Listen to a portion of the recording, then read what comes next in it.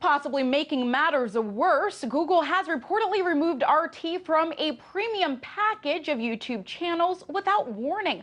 Joining me now to discuss this further is legal and media analyst Lionel of Lionel Media.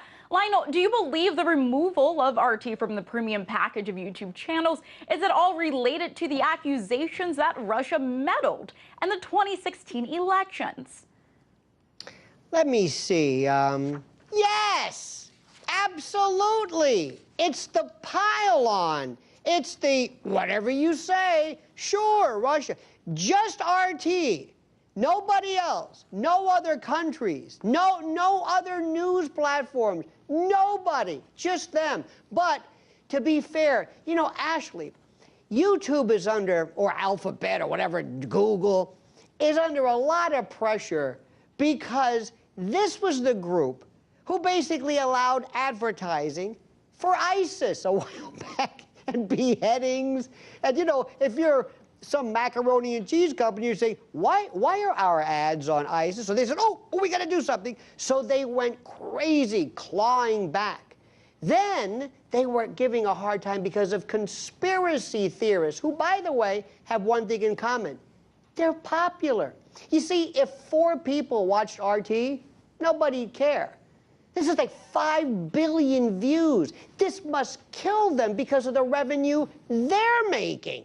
Because YouTube makes money on this. So they're having to do whatever they can to appease this drumbeat, this pitchfork and this crazy torch atmosphere of let's get Russia. So I guess they figure, okay, but let me just explain something.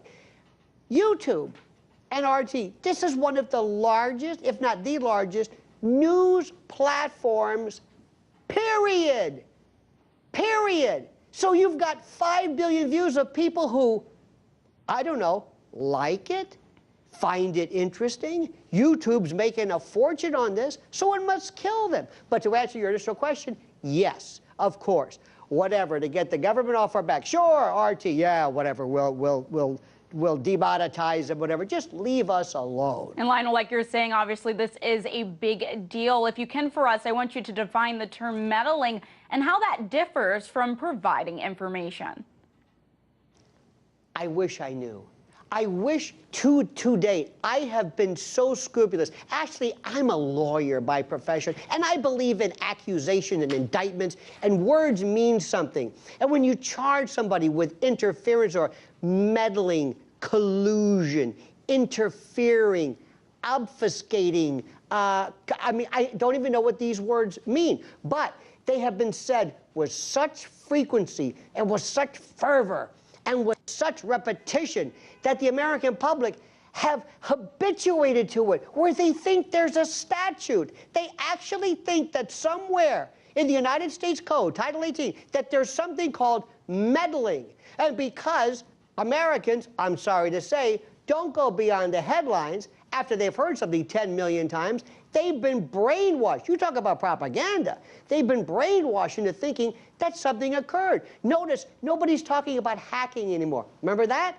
Russians were hacking. They realized we're going nowhere with that, so now it's colluding with, interfering with, maybe telepathy next, maybe that.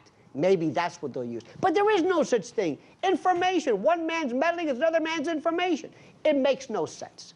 Lionel, is this a freedom of speech issue?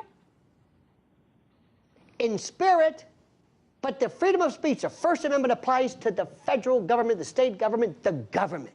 Now, if you can make the argument that somehow a governmental directive, the government ordering, government telling a private individual, an ostensibly private company, though there's always been questions about DARPA and who owns Google, and that's another story. But if you could make the argument that they're acting basically at the behest or the direction of the government, then all of a sudden, in a weird kind of a quasi-governmental stage, YouTube and Google becomes almost an agent or a deputy of the government. But other than that, if it's a purely corporate entity without any corporation whatsoever, they can have their own terms and conditions, their own TOS in terms of service that they themselves can regulate to provide an atmosphere that comports with the message that they want to provide, to you know, advertisers and the like. But actually, come on, we know it, you know it, I know it, everybody knows what this is about. And let me also just say this. You better watch what you're doing, because people, Americans, have a funny sense of noticing the pile-on. And we take great umbrage when we say, okay, that's enough. You've been hitting us with this Russian stuff over and over and over, not to mention, I don't know if anybody's thought about this. Do you know the publicity RT is getting? Do I have to tell you? You can't buy this. You know, I'm not a conspiracy theorist. I'm a conspiracy analyst. And if I didn't know better, I'd swear, what is this, a deal?